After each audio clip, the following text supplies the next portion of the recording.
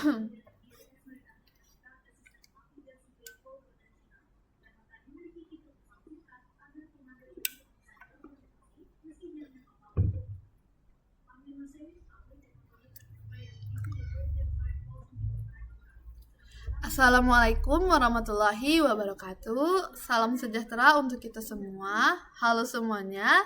Kembali lagi di Praktikum Sistem Informasi Manajemen. Nah, hari ini kita masuk ke pertemuan 9. Kali ini kita masuk ke pertemuan 9, yang mana di pertemuan 9 ini kita membahas mengenai model sistem umum perusahaan.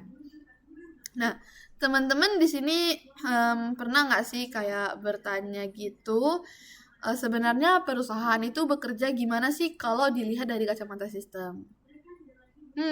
Nah, kita mungkin bakalan tahu sih jawabannya dari pembahasan kita kali ini. Nah, jadi teman-teman stay tune karena materi ini bakal kita bahas dari yang paling dasar dulu, yaitu mengenai konsep dasar sistem, yang mana sebenarnya ini udah kita bahas di pertemuan pertama. Nah, konsep dasar sistem atau lebih gampangnya apa itu sistem? Simpelnya adalah simpelnya sistem itu bukan sekedar kumpulan komponen yang ditumpuk jadi satu. Sistem adalah kesatuan yang terorganisir. Artinya setiap bagian punya peran, terus saling menyambung satu sama lain, dan bekerja sama untuk mencapai satu tujuan. Nah, kalau kita bayangin, ini tuh kayak sebuah mekanisme jam tangan misalnya. Nah, jam tangan itu dia memiliki roda gigi yang kecil-kecil. Tapi kalau salah satunya nggak jalan, salah satu roda gigi tersebut tidak jalan, seluruh jamnya itu pasti bakalan ikut mati. Nah, itulah yang disebut dengan sistem. Terus, kalau kita breakdown lebih dalam, setiap sistem itu dia punya 4 unsur utama yang selalu ada. Pertama yaitu adalah elemen atau komponen. Nah, ini tuh adalah bahan-bahan penyusun sistemnya. Bisa kayak manusia, maksudnya bisa berupa manusia, teknologi, data, mesin, dan sebagainya. Tapi yang perlu diingat, elemen ini tuh nggak berdiri sendiri.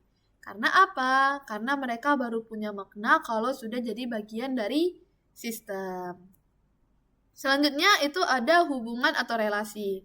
Nah, ini tuh yang bikin sistem hidup biasanya. Karena di sini tuh kerjasama antara elemen itu akan terjadi. Maksudnya terjadilah gitu. Contohnya adalah data penjualan dari kasir ya, yang mana data penjualan dari kasir ini tuh mengalir ke bagian keuangan. Jadi hal itu bisa terjadi karena ada hubungannya. Kalau nggak ada hubungan, sistemnya ya bubar aja gitu. Lalu, yang ketiga itu adalah batas sistem atau boundary. Nah, kalau ini tuh semacam garis pemisah antara sistem dengan dunia luarnya. Kalau dalam konteks perusahaan, ini tuh batas yang memisahkan aktivitas internal kayak produksi dan administrasi dari faktor eksternal seperti pelanggan atau pemerintah gitu. Dan yang terakhir atau keempat itu adalah tujuan atau goal. Nah, kalau ini udah jelas inti dari segalanya ya teman-teman.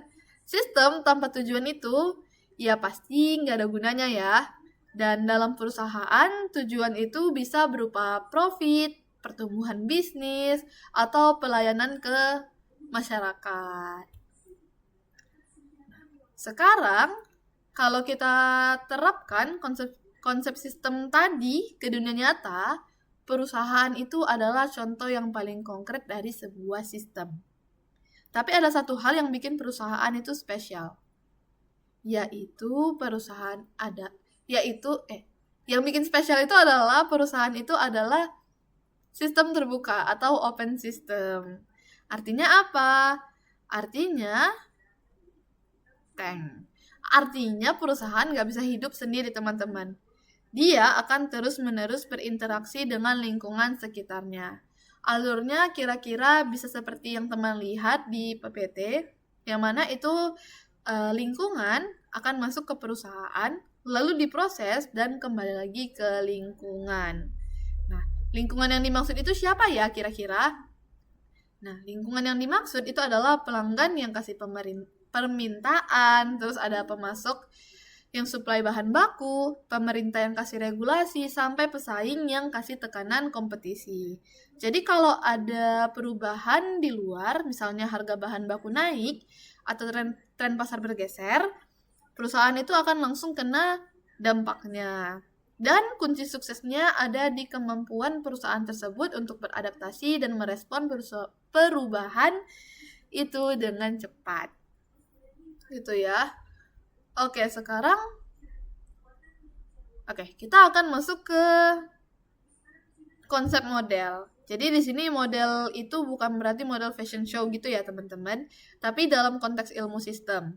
Nah, model itu adalah representasi terstruktur dari suatu realitas. Tujuannya simpel ya, untuk menyederhanakan sesuatu yang kompleks tanpa kehilangan inti pentingnya. Jadi bayangin aja di perusahaan beneran itu itu ada ribuan aktivitas tiap harinya. Terus ada ratusan orang dan pastinya ada berbagai proses. Kalau kita mau pahami semuanya sekaligus pasti kita pusing banget. Ya enggak? Iya kan? Nah, jadi model ini hadir untuk membantu kita untuk menyoroti bagian-bagian pentingnya aja. Gitu. Nah, dan salah satu model yang paling penting dalam sistem informasi manajemen adalah model sistem umum perusahaan. Nah, inilah kita baru masuk ke inti pembahasan kita di pertemuan ini sebenarnya. Nah, model ini itu menggambarkan perusahaan sebagai sistem yang punya alur, input, proses, output, dan ada satu lagi yang sering dilupakan yaitu feedback atau umpan balik yang mengarah balik ke proses. Tapi ini tuh bukan sekedar diagram yang pernah kita buat sebelum-sebelumnya ya. Tiap bagian tersebut dia punya makna yang mendalam. Contohnya input itu nunjukin betapa perusahaan itu bergantung pada lingkungan. Kalau proses ini tuh inti aktivitasnya. Jadi value creation-nya itu terjadi di sini. Terus ada output. Kalau output ini itu menunjukkan kontribusi perusahaan keluar, dan feedback itu menunjukkan kemampuan perusahaan untuk adaptasi dan koreksi dirinya sendiri. Nah, dalam praktiknya itu model itu nggak cuma ada satu bentuk. Jadi ini ada 4 jenis model yang sering digunakan yang akan aku jelaskan, dan masing-masingnya itu punya cara berbeda untuk mempresentasikan sistem. Yang pertama yaitu model fisik. Nah, kalau ini bentuknya nyata, 3 dimensi, dan berusaha mendekati wujud asli dari objeknya. Contohnya apa? Contohnya adalah maket bangunan, prototipe produk, atau miniatur tata letak pabrik, dan lain sebagainya.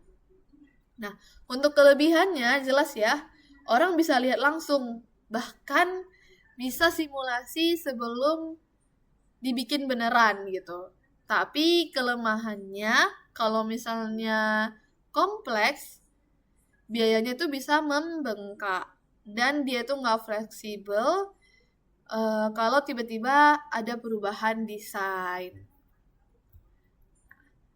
Oh iya, dan model fisik ini tuh cocok untuk perancangan bentuk atau struktur ya teman-teman. Selanjutnya adalah jenis model grafik. Nah, kalau grafik salah guys. Nah, ini. Selanjutnya adalah jenis model naratif. Nah, jadi model naratif ini tuh dia menggunakan bahasa lisan, bisa bahasa lisan atau bahasa tulisan gitu ya sebagai media utamanya. Dan ini sebenarnya adalah model yang paling sering kita pakai sehari-hari, walaupun jarang kita sadari. Nah, setiap kali kalian menulis laporan atau bikin SOP atau menjelaskan alur kerja, itu sebenarnya adalah jenis model naratif, teman-teman. Dan keunggulannya adalah dia itu detail, fleksibel, dan bisa dipahami banyak pihak. Untuk kelemahannya atau keterbatasannya, kalau sistem yang dijelaskan itu kompleks banget, naratifnya itu bisa panjang dan bikin bingung gitu. Dan jenis model naratif ini itu sangat penting untuk komunikasi bisnis sehari-hari. Oke. Nah, kalau yang ketiga ini adalah model grafik, dan ini yang paling dominan biasanya di bidang informatika. Yang mana model grafik ini tuh kita menggunakan diagram dan simbol visual. Ya, contohnya seperti flowchart, DFD, grafik trend, ya itu semua contohnya lah ya, dan masih banyak lagi. Dan konsepnya itu sederhana ya. Dia tuh kayak simbol ditambah garis sama dengan hubungan terus sama dengan gambaran sistem yang kayak gitu-gitu. Ya kalian pasti udah tahu lah ya, kan kalian anak informatika dan kalian sebenarnya cukup sering juga menggunakan jenis model grafik ini. Nah, keunggulan dari jenis ini cukup luar biasa ya untuk komunikasi teknis ya. Jadi dengan adanya model ini, informasi kompleks itu bisa dipahami dalam hitungan detik. Tapi ya ada syaratnya. Syaratnya apa? Kalian itu harus ngerti simbol-simbolnya dulu. Kalau enggak, ya kalian tetap bingung juga pastinya. Nah, dan terakhir ini adalah jenis model matematika. Kalau ini adalah representasinya, ini tuh representasinya dalam bentuk angka, variabel, dan persamaan. Contoh paling simpelnya adalah misalnya laba sama dengan pendapatan kurang biaya. Nah, ini kelihatannya sederhana, tapi dari sana bisa berkembang jadi model prediksi penjualan, simulasi risiko, dan seterusnya. Dan yang pernah kalian pelajarin di probabilitas statistika, itu juga termasuk jenis model matematika. Jadi kayak gimana kalian mengelola data dengan hitungan-hitungan rumus-rumus statistika. Itu masuknya ke jenis model ini. Probabilitas memprediksikan sesuatu itu juga masuk ke sini. Nah, keunggulannya adalah tingkat akurasinya tinggi dan bisa dipakai untuk prediksi masa depan. Itu ya yang tadi probabilitas itu. Dan kelemahannya adalah dia itu kurang user friendly buat yang nggak terbiasa dengan angka. Jadi sulit bagi non teknis ya. Dan dia itu sangat bergantung pada data yang akurat. Nah, selanjutnya kita bahas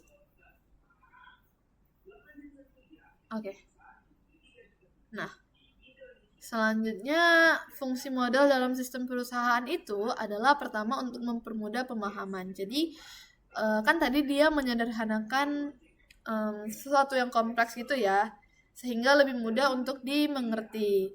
Terus dia juga mempermudah komunikasi karena kita menggunakan bahasa bersama, walaupun kita itu di divisi yang berbeda lah misalnya begitu. Terus untuk membantu prediksi dan pengambilan keputusan. Karena apa? Karena kita bisa menguji skenario dan dampak.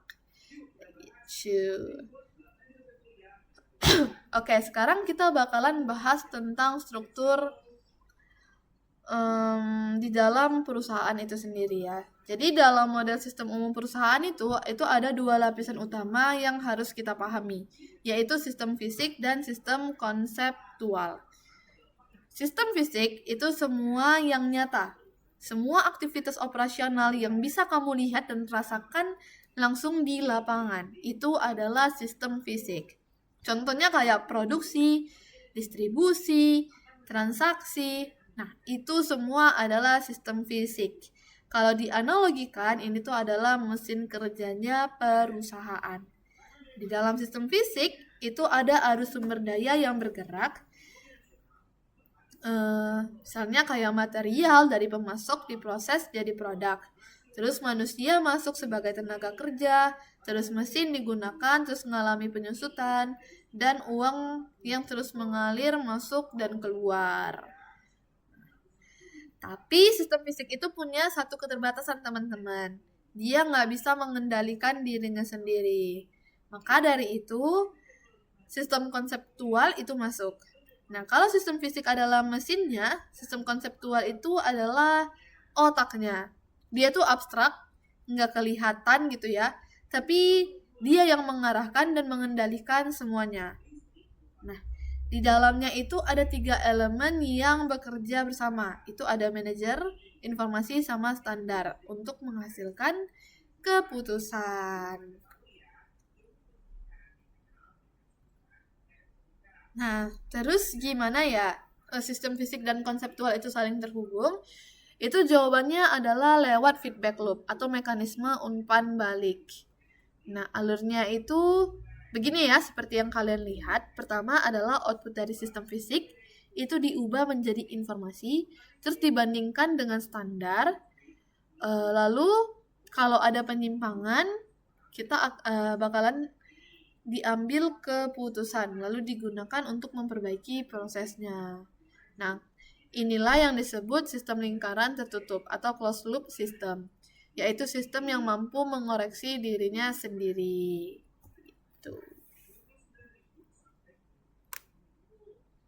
Nah, sekarang kita bicara soal informasi ya, yang jadi jantungnya sistem konseptual tadi. Nah, dalam perusahaan,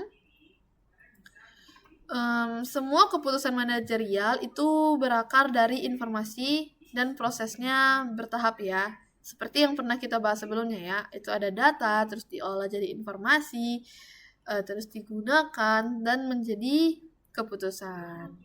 Contoh sederhananya adalah misalnya data penjualan harian yang kita kumpulkan, kita olah, terus kita bisa lihat tren penurunan, terus informasi ini dipakai manajer untuk memutuskan strategi promosi terbaru, seperti yang waktu itu kalian buat mengenai kopi, toko kopi itulah, peminat kopi. Nah gitu. Makanya informasi ini tuh ya bukan sekedar kita tahu kondisi ya, tapi juga untuk mengevaluasi kinerja, untuk mengendalikan sistem, dan untuk merencanakan langkah ke depannya. Nah, tapi nggak semua informasi itu berguna, teman-teman.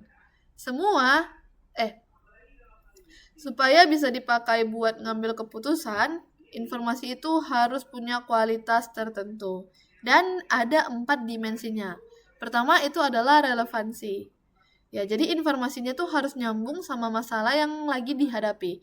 Kalau kita lagi nyari solusi soal penjualan yang turun, laporan absensi karyawan bagian logistik tuh nggak akan terlalu relevan kan? Nah, seperti itu.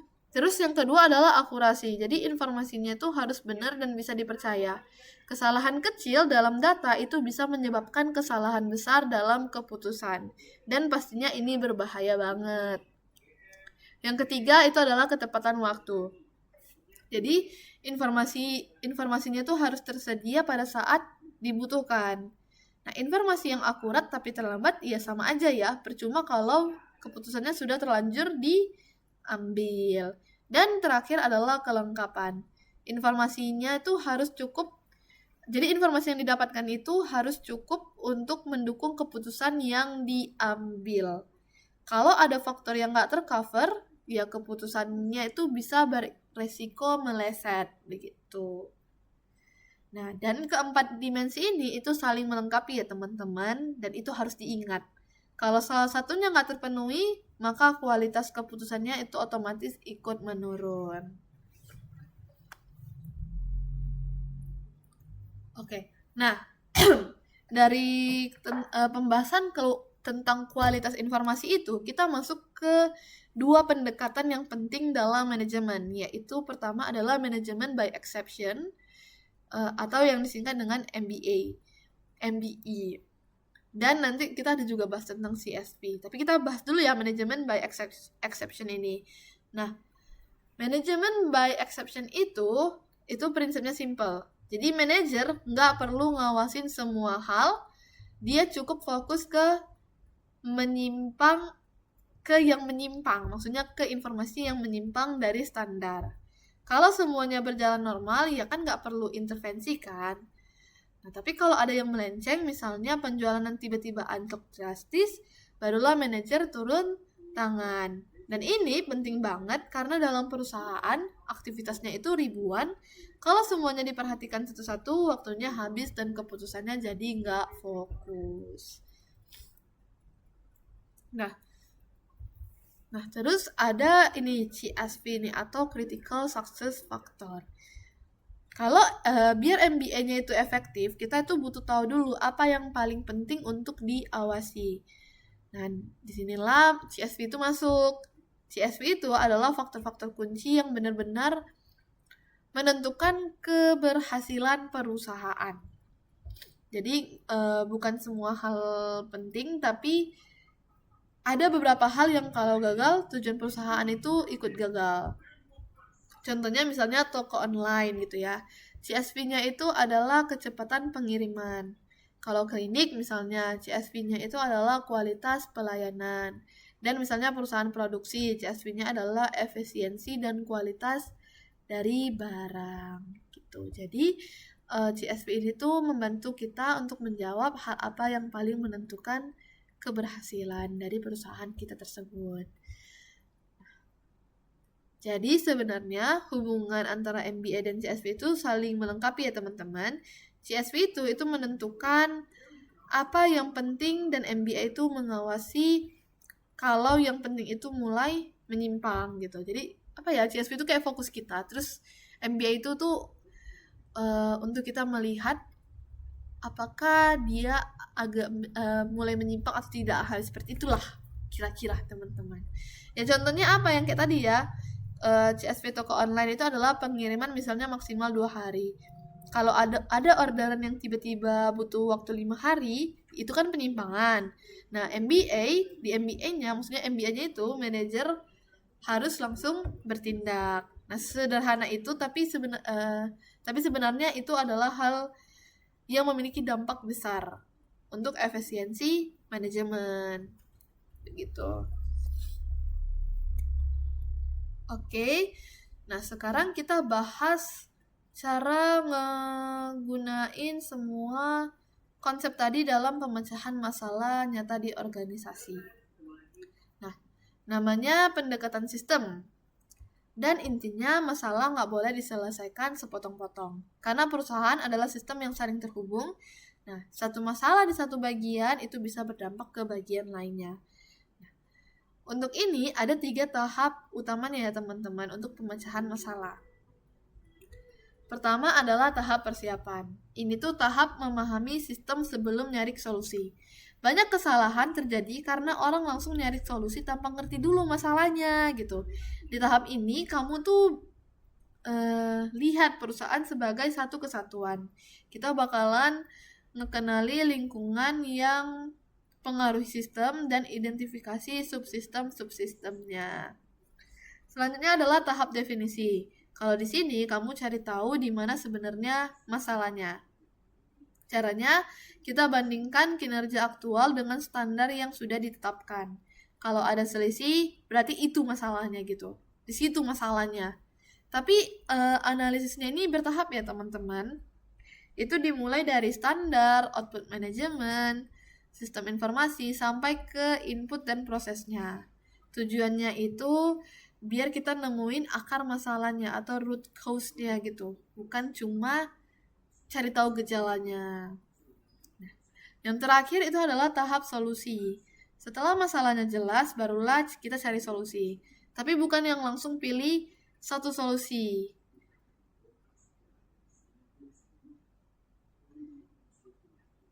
Prosesnya itu pertama adalah kita identifikasi beberapa alternatif ya teman-teman. Terus kita evaluasi kelebihan dan kekurangannya. Terus kita pilih mana yang paling efektif, terus kita implementasi dan kita evaluasi hasilnya. Kalau belum efektif berarti prosesnya bisa diulang. Nah, itulah yang namanya feedback.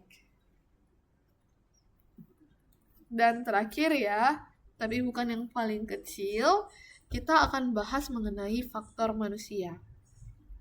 Sekompleks dan secanggih apapun suatu sistem, faktor manusia itu tetap jadi penentu utama keberhasilannya.